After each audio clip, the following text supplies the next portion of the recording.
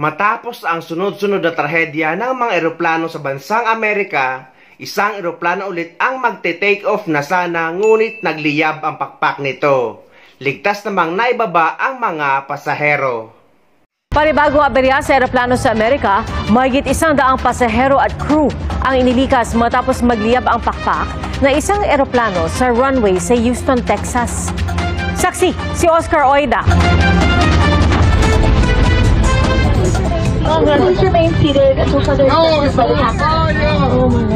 Kuha ito ng isa sa mga pasahero sa loob ng eroplano habang nasa runway ng George Bush International Airport sa Houston, Texas sa Amerika. Nakikiusap ang ilang pasahero na makalabas matapos masaksiyang may apoy na nagmumula sa pakpak ng United Airlines Flight 1382.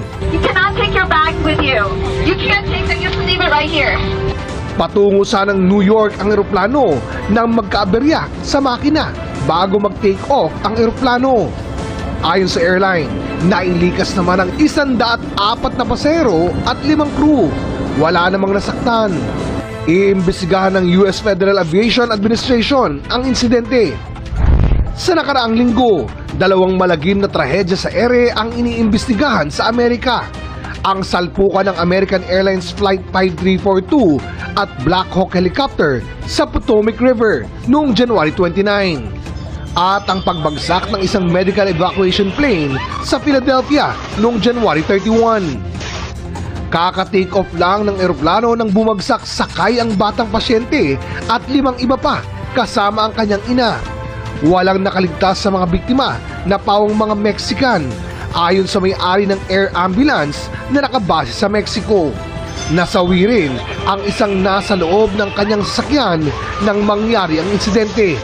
Hindi pa malinaw ang sani ng plane crash. Sa Potomac River, natukoy na ang pagkakakilanlan ng 55 sa 67 nasawi sa salpukan ng helicopter at passenger jet. Batay sa imbestigasyon ng National Transportation Safety Board ng Amerika, nasa taas na 325 feet ang American Airlines flight nang sumalpok dito ang Black Hawk helicopter. Dahil dyan, lumalabas na lumilipad ang helicopter ng mas mataas sa maximum altitude nito sa naturang ruta na nasa 200 feet lang dapat. 2 minuto bago ang salpukan, na-alerto naman daw ng air traffic controller ang helicopter na may eroplano sa ruta nito. Tuloy ang investigasyon kaya hindi pa tiyak kung kailan maita-turn over sa mga kaanak ang labi ng mga nasawi. Gumawa muna ng makeshift memorial sa Virginia.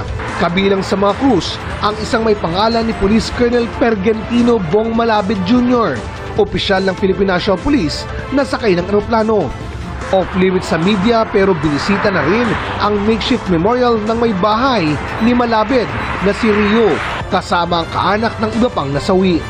Sa Facebook post ni Rio, sinabi nito na siya naman ang magbibigay ng bulaklak para sa kanyang asawa. Dagdag niya, hindi muna siya magbibigay ng pahayag habang nagluluksa. Tiniyak ng PNP na ginagawa nila ang lahat para matulungan ang pamilya ni Malabid. Ngayong taong 2025 ay puro aksidente sa mga eroplano ang mga nangyari. Wala naman tayong kontrol sa mga ganitong pangyayari. Kailangan na lang natin magdasal sa bawat biyahe natin na sana ligtas tayo makakarating sa patutunguhan natin.